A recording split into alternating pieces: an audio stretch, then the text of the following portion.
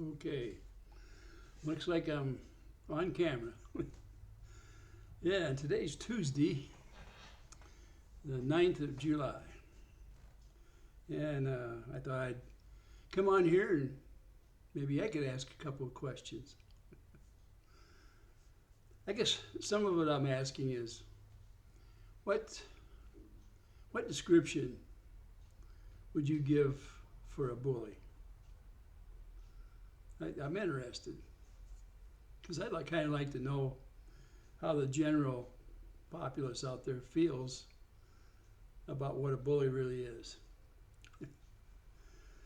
And what would make people want to follow a bully is the other thing. How does a bully get people to follow him? Think about it a little bit. Now, these aren't brain teasers or anything like that, no test. I'm just interested in how people think and feel about certain elements of our language and what it means and how to put it to use. What about a narcissist? In there. Like the hissing of a snake. Like I say, what about a narcissist? What do you think about that? Do you think it's a sickness, a problem, just part of a person's makeup? What is it? What drives them? Why do you think people out there try to justify their wrongs so much? Why do you think they point their finger at everybody else? Why do you think they want you to do as they say, not as they do? What is all that? Is that part of the modern get-ahead society? Is it? I don't know. When you go on YouTube, what do you look for? Excuse me. You look for drama, and you look for things that get you excited. What happens when you come across a Christian show? You know, I'm talking about it like a movie or something to that extent, where there's no swearing, and you know, it's just a nice show where you can sit down with your kids and you could talk to them about it when you're during the movie and after the movie, and you got up from there and you felt good, or did you? How many times you reached up and turned it because you figured it was going to be boring and you went somewhere else to look for the movie? I know on on YouTube there are a lot of people out there that insist on having a lot of drama to drive their subs to think they're something that they're not. Not the subs that they're something or not, but the person putting the show on before them. How many of the people do you follow that actually make fun of you? How many times have you put yourself in the shoes of that person that's been made fun of and just listened? You know, when there's a story out there, you need to listen to both sides to understand it. You can't get one side and get the full story. You know, Paul Harvey used to say, and now I'm going to tell you the rest of the story. And sometimes it would change the concept dramatically. But he wanted you to think about the things he was talking about, and you were always waiting for the punchline. I don't know if anybody out there is old enough to remember Paul Harvey or not, but he spoke in a nice, even voice, and it was calming, a calming voice. And he would put just enough excitement in there to keep you from falling asleep because you were waiting for that particular moment, the clues to what was going to be the final story, the rest of it. He was excellent at doing that job. I just wish I knew how. I wish I had his ingenuity. And I don't know if it was his or the writers that wrote the scripts for him. More than likely a little bit of everything, because as good as he was at it, he had to have an inkling of being able to get into that story and explain it so thoroughly. Now, Not too long ago, my account was attacked. And leading up to attack, there was all these different people out there that were saying, "Oh, don't do that. You're gonna get in trouble." Yeah, well, can't get in too much trouble if I take a person and take one of their shows and see just what they're saying, right? I mean, take a paragraph, play it, and get it explained. Do it as if it was a parody and you were somebody asking the questions or pointing out what is the meaning of what's going on within this paragraph.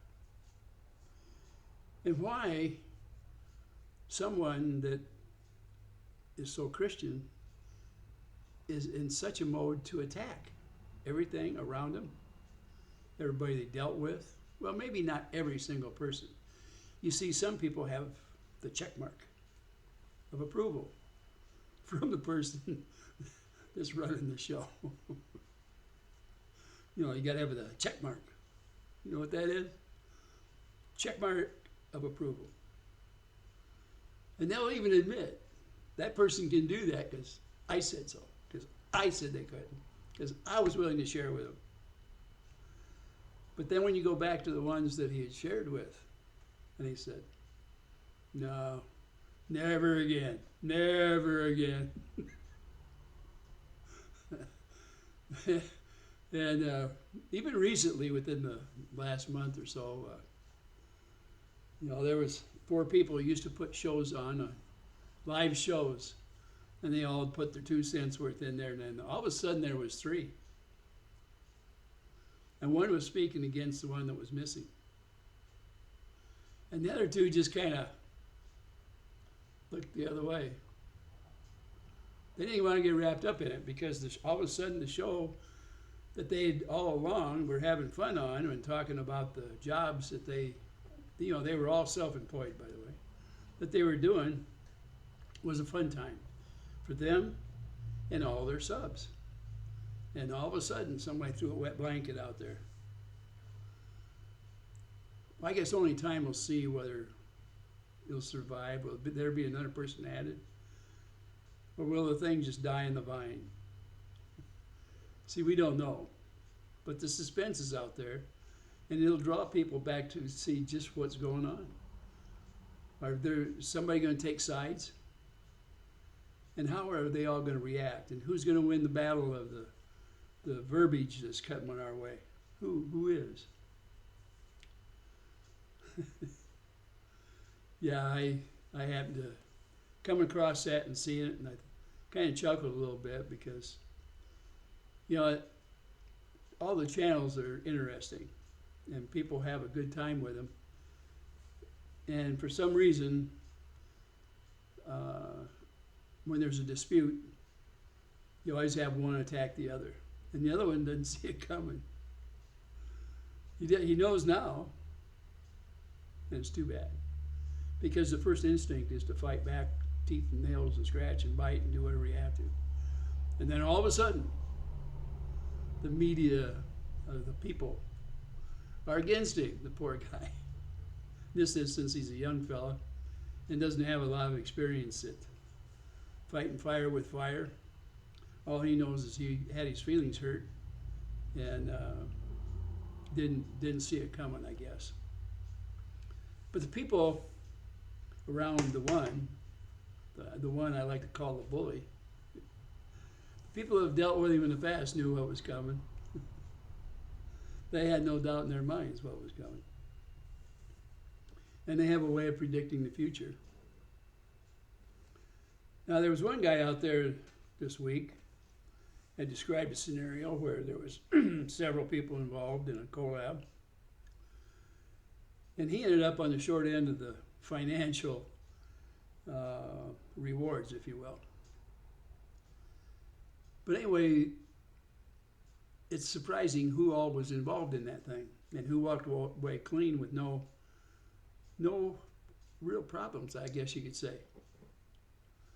For some reason, some people can walk away from a fire without a burn. Is it an instinct or is it fear? We don't know. Probably never will. The one thing I learned is that some people, they are scared of a bully. Now, you may not be able to whip a bully. But sometimes, if you poke them in the nose and draw a little blood, if you do it enough, they may figure out that you will fight them and maybe not come back for more. Now, some bullies are just plain stupid, and they just come back for more, and they think that all their friends are going to get up there and fight their fight for them. Well, sure. They stand back and they say, "Oh, don't do that. I'll take care of my own problems." But that's not what they really mean. They sit back and chuckle because they know the followers, the people that pick up the crumbs that he leaves behind, are going to go out there and save his behind. It's the way we are as a world today. Everybody loves a winner. So if you're a loser, somebody that didn't win every little battle, then they put that big L on you.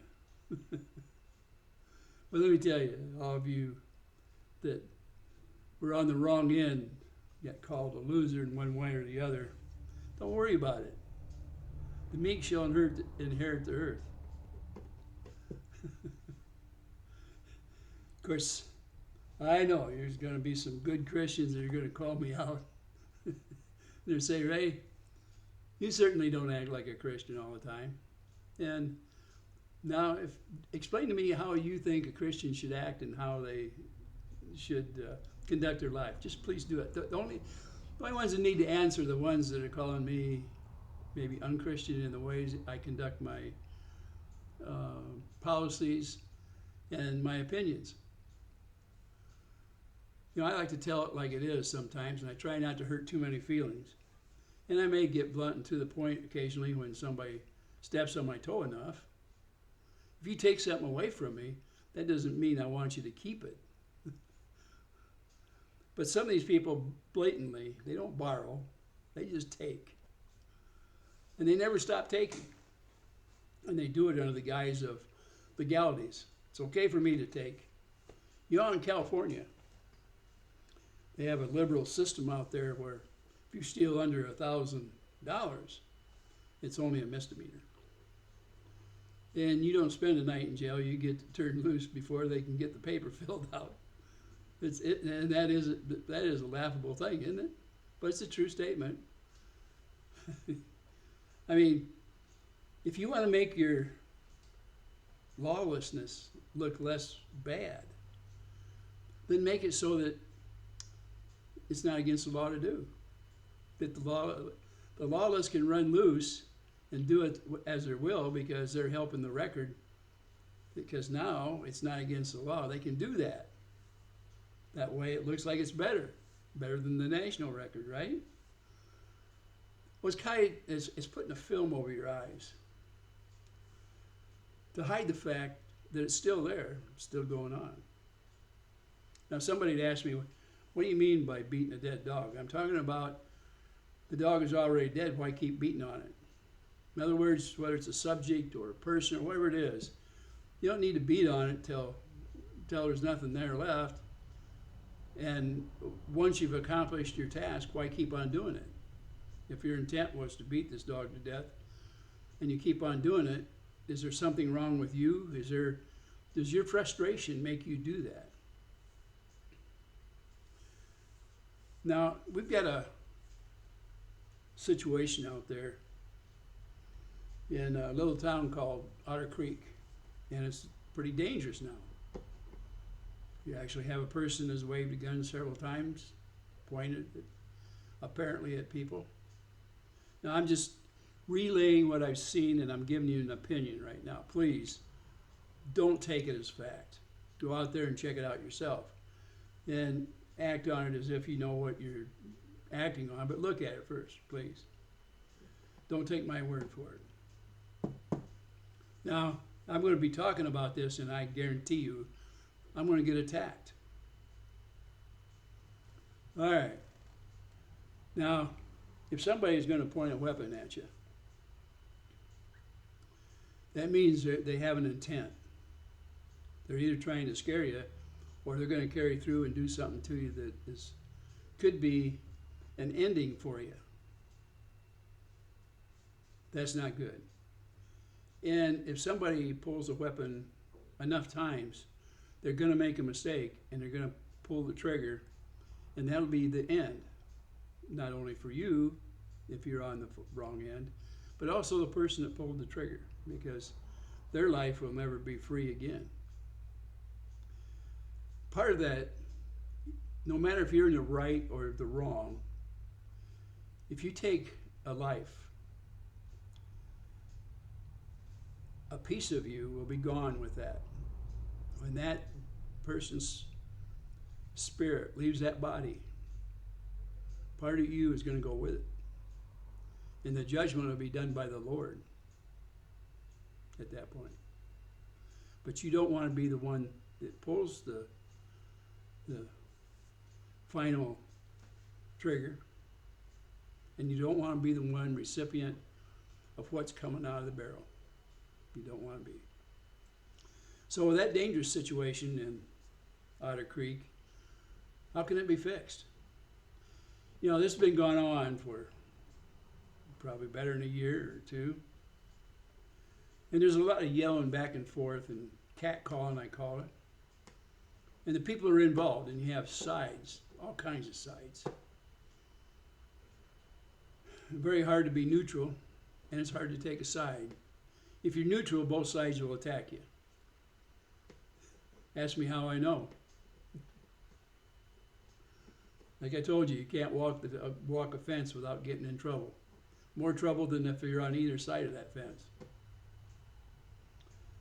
Now, good sense will tell you what needs to happen. But why did it get to this point without anything being fixed? Because it's not fixed.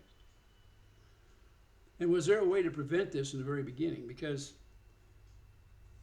fights between neighbors will escalate unless somebody can intervene.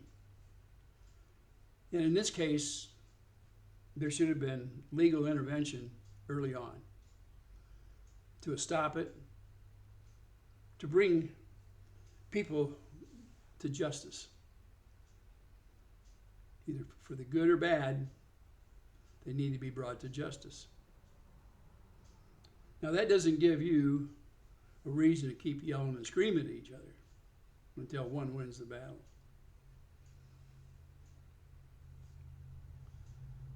Unfortunately, the laws we have out there that are there to protect people that aren't being utilized, that we could make this thing go away, haven't happened yet. Something's going to happen. I hope it's not a bad something. I hope innocent people aren't hurt. Now, you know, the poor city out there that wants to put a festival on. Now some of the people are worried, should I attend? Because what is to stop this from happening to us? Is everybody out there like that, or is just that one person, or why can't it be stopped? And is this lawlessness?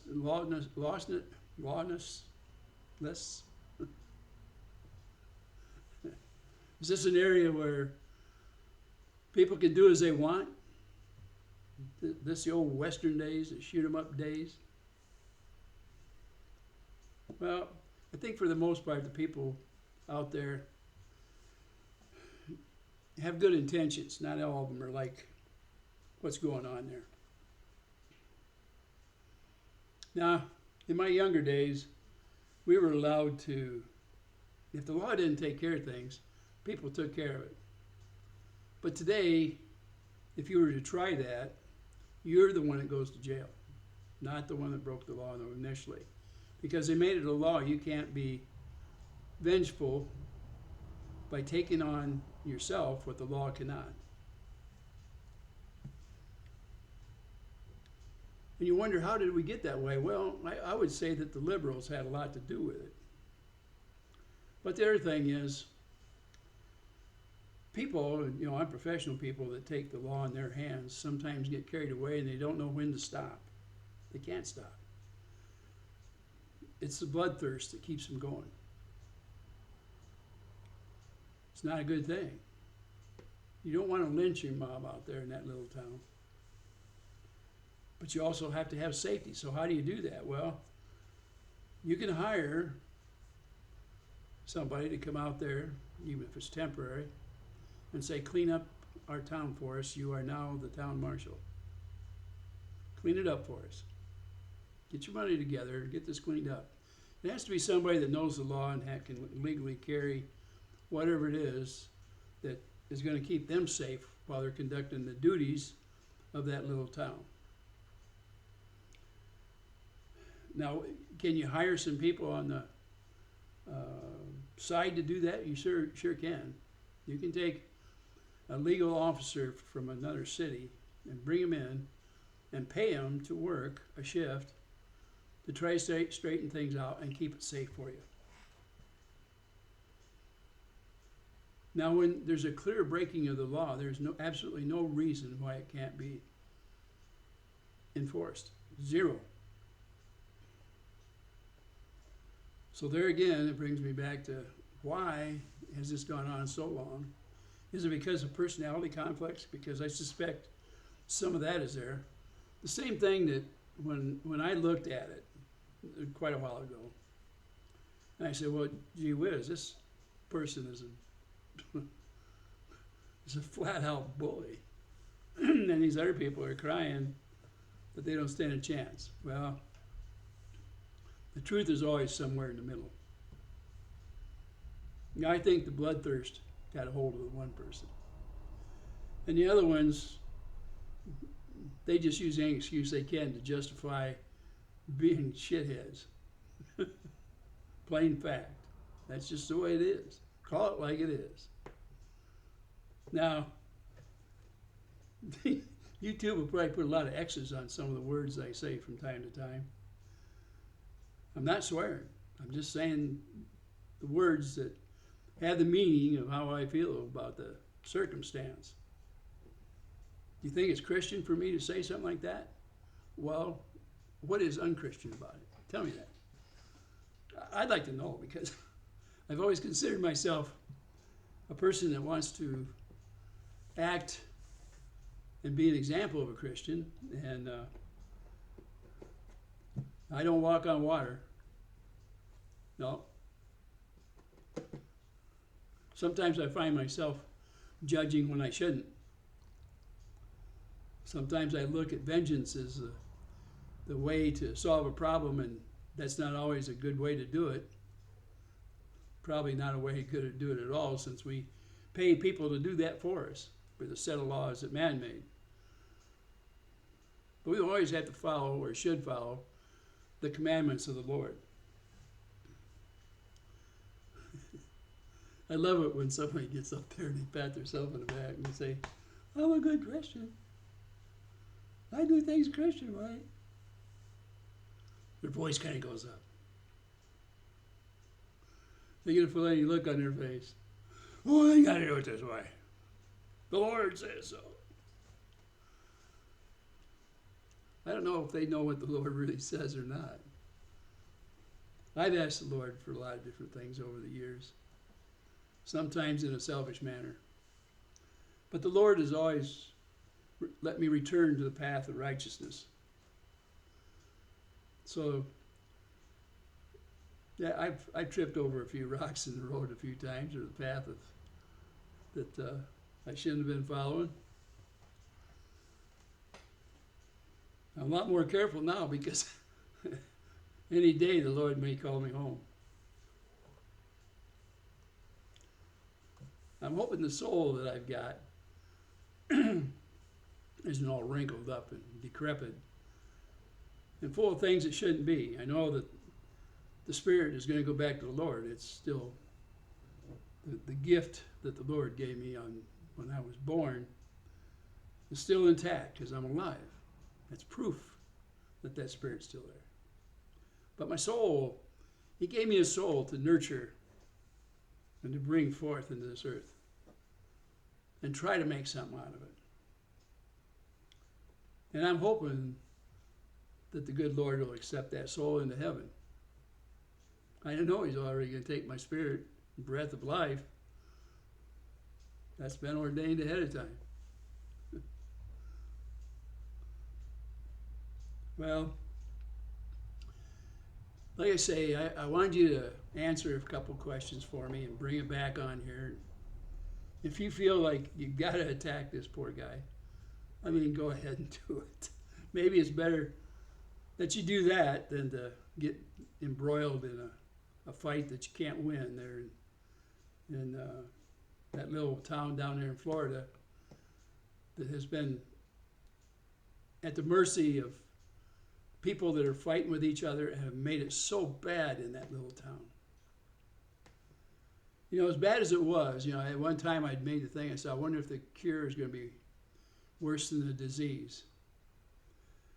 And when I look down there as to what's happened in the last week or so, I see how dangerous this thing can be. This fight between neighbors is now a problem for anybody that comes into town or anybody that lives in that town.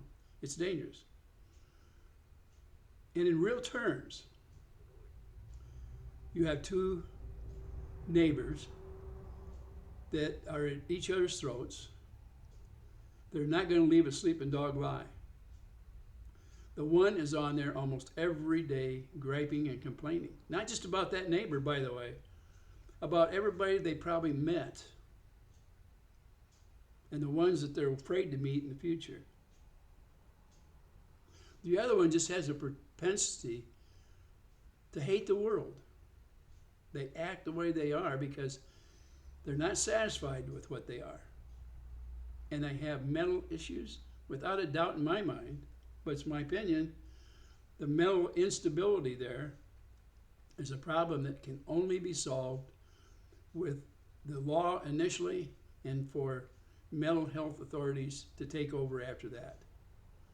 But they're not being helped in any way by being continually attacked verbally almost a daily basis. Now what is that the sign of? Now why would somebody come up and say, it's okay for me to say that, but you can't? I want you to go back and look at these programs. I want you to listen to the words that are said. And I want you to understand the meanings of the sentence and the paragraphs. And then you come on back to my channel and we'll have a chat. And if you want to, I'll go live and we'll just have a bunch of people come in there and say their piece.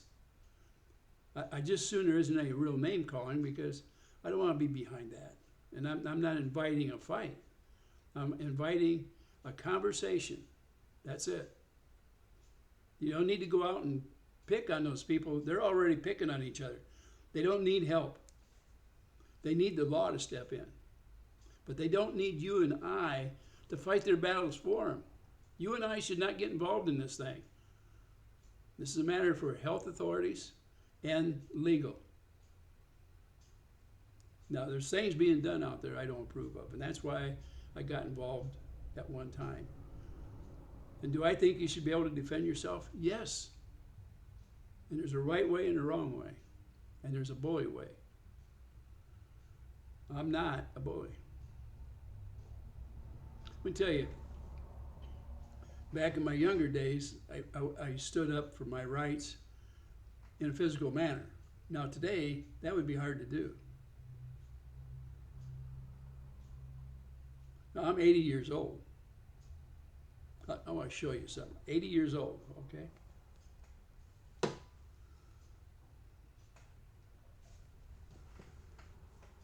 I'm still a big man. I'm 30 pounds lighter than I used to be. Right now I weigh 234 pounds. I could put a picture up here when I was in my 40s, and I looked a lot different. I didn't have a belly, but my guns were a lot bigger. You may not think that it could happen, but it does. And my muscles through here were a lot bigger. And I did stand up. And I want to tell you, as big as I was, there was people out there that could flatten me. There's been more than one time I ended up with a bloody nose and a split lip. And if you look at my lips and the scars that are on there, part of them were from my boxing days, and part of them were from barroom brawls when I was young. But I learned better. I always believed in my Savior, but I didn't always act in a Christian manner. I thought it was okay to be up there and in somebody's face if they set me wrong. And I was wrong in doing that. And when I see it out there, I try to give the wisdom of what I went through when I was young and try to show you the difference in right or wrong. You can be big and tough, but that don't mean you should be using it against anybody. There's a right way and a wrong way. Age brings wisdom, you hope. It also brings other things. And in the end days, you lose probably everything that you had and you return to your childlike state. Sometimes the Lord feels bad for you and removes you before all that happens. That in itself can be a blessing. I had a stroke one time. I was 64 years old. And as the stroke took over, I was having trouble figuring things out. And I couldn't talk right. I apparently had called my wife and said I was having a problem and I didn't know where I was at. And I didn't. I drove myself to a hospital, but I was having trouble getting to the one I wanted to. And the one I was in, I didn't know where it was or the name of it.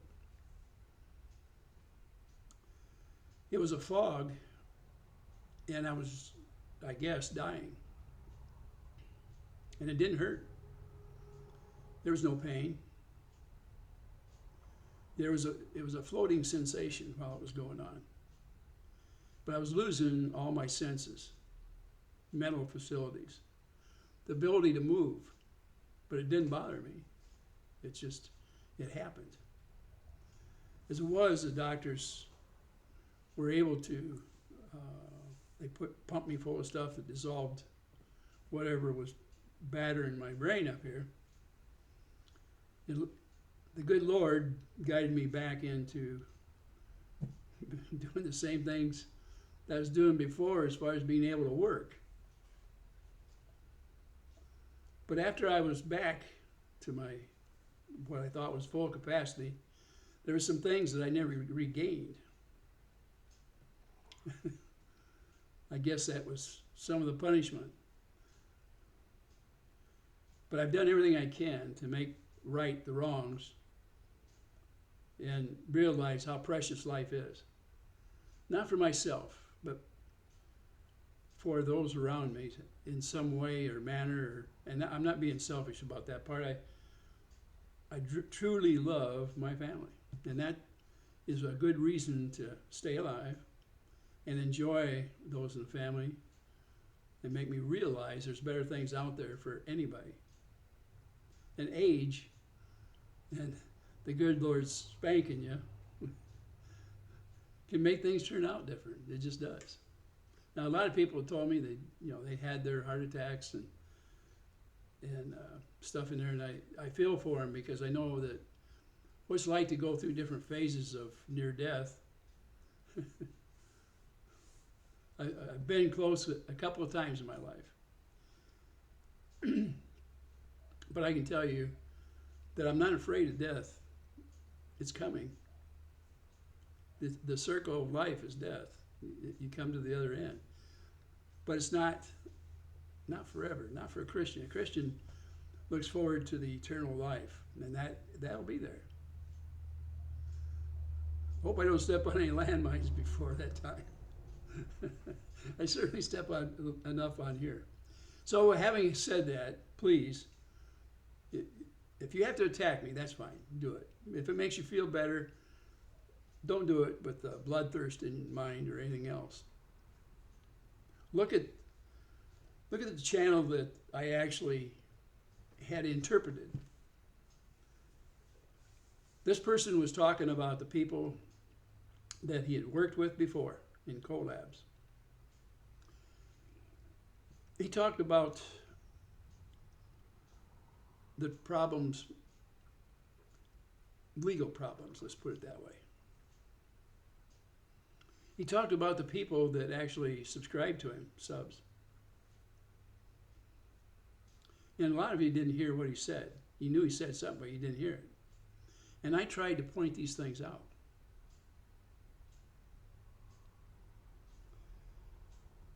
I wonder if, and this person doesn't trust very few people, if any.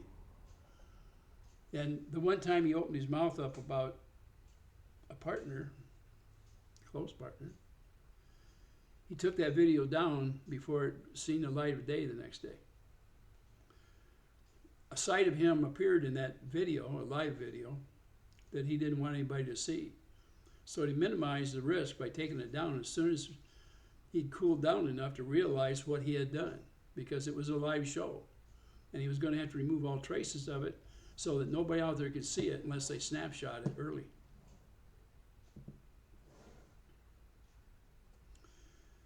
When a person says or does something unexpectedly, it's part of that personality of that person. And so you can expect it to happen again. If you want to disguise something, fog it in a little bit. Keep saying positive words around the negative words to keep the people offset. Say it and then say you don't mean it. Explain it in a way that puts you in a good light. The fact that you said it shows the meaning of what you were trying to get across. But then to try to retract it with other words doesn't work as well. So when I tell you to go look at stuff like that, and I put that on there, this so-called person took my video and had it taken off. Now I heard an explanation on there that YouTube does that. Well, yeah, they do. Just there's a lot of things on there that some people don't understand, but there is a list. You have to check it off. If the algorithm catches it, okay, the person looks at it and they make their check mark on there.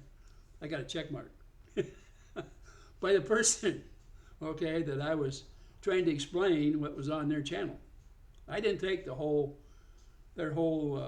hour or two, whatever it was. I took a little bit of it where they were complaining about people that were around them.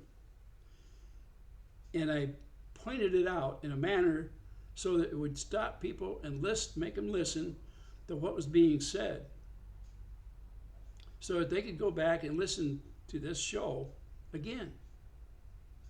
And that's what I would like you to do. Go listen to the channel.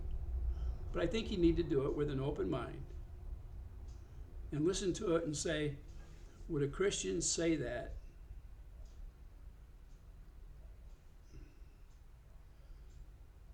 I want you to look at it as a Christian.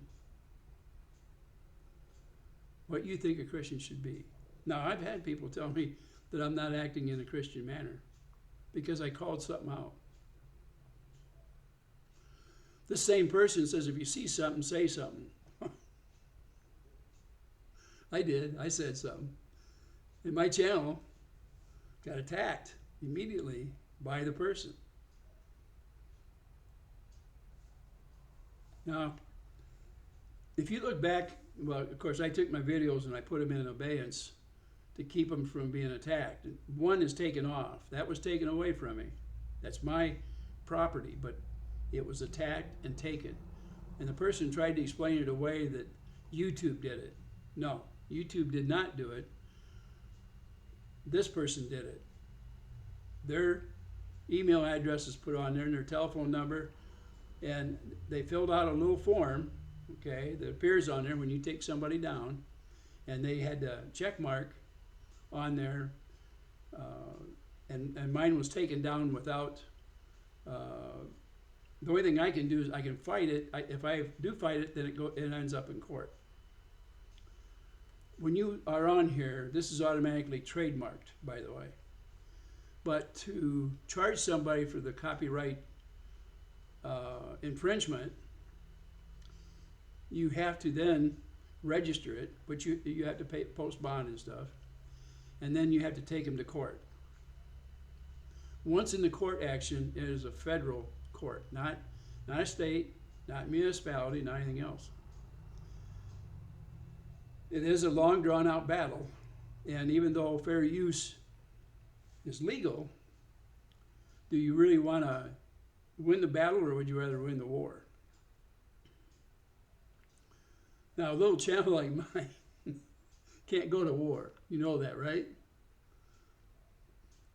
You can be overwhelmed because of the soldiers on the other side. I don't know if you've ever studied the battles of World War II and World War I, but when you have enough people coming in, and you can, even though there's a slaughter going on, the numbers win the war in most instances, or battles. So keep that in mind. Now, I'm not asking you to not be a follower of that person. There is a show quality. He's very professional in his show. He does a good job of putting it on. I don't like his methods. That's what it amounts to. That's me. You don't have to be me. And you probably won't change me by attacking. Most of the time, I try to not get too upset when I've been attacked. And there's not many. When you talk about check marks, most of mine are likes. They're all, the worst I've ever had was, I think it was 95 positive and 5% not positive, which means 5 out of 100 didn't like what I put on that day. Before I got involved with Otter Creek, I think there was only one time that I had a 1 out of 100, by the standard that was there, that it actually had a negative reaction to it, and I can't remember what it was. I have to go back and look at it.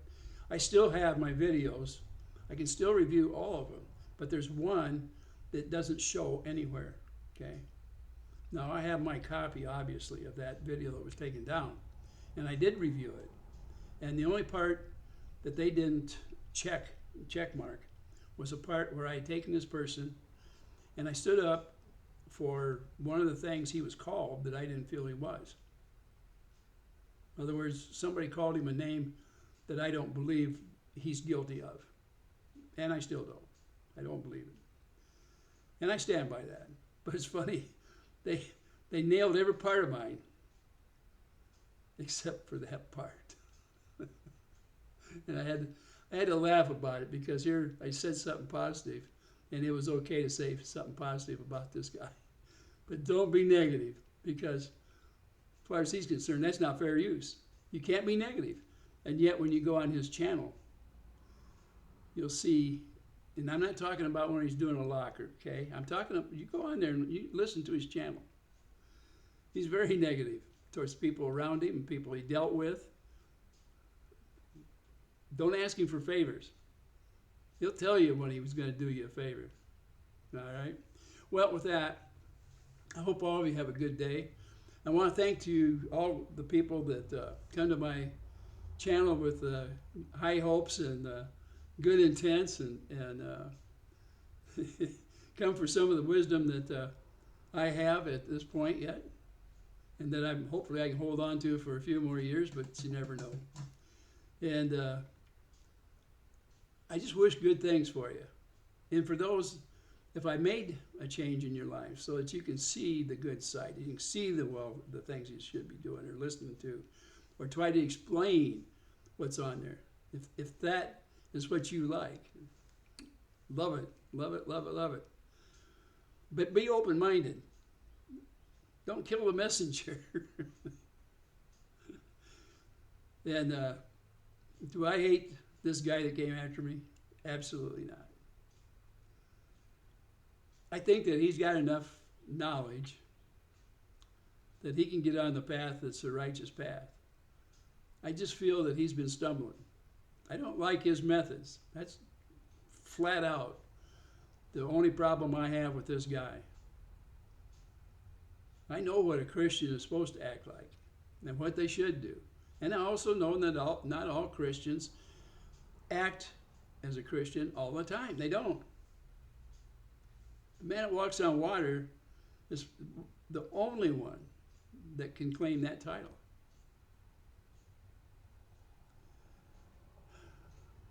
I try to be as good as I can with what I've got. So forgive me, if you will, as I ask the Lord for forgiveness. And I hope the Lord will forgive you on the times that you trip up. But I do hope you listen to me a little bit and get enough wisdom so that you can tell the right from the wrong. And that you walk on the Christian path. Take advantage of that nice, smooth Christian path. It's the righteous one, not the vengeful one. If you're going to judge me, please be soft with the sentence.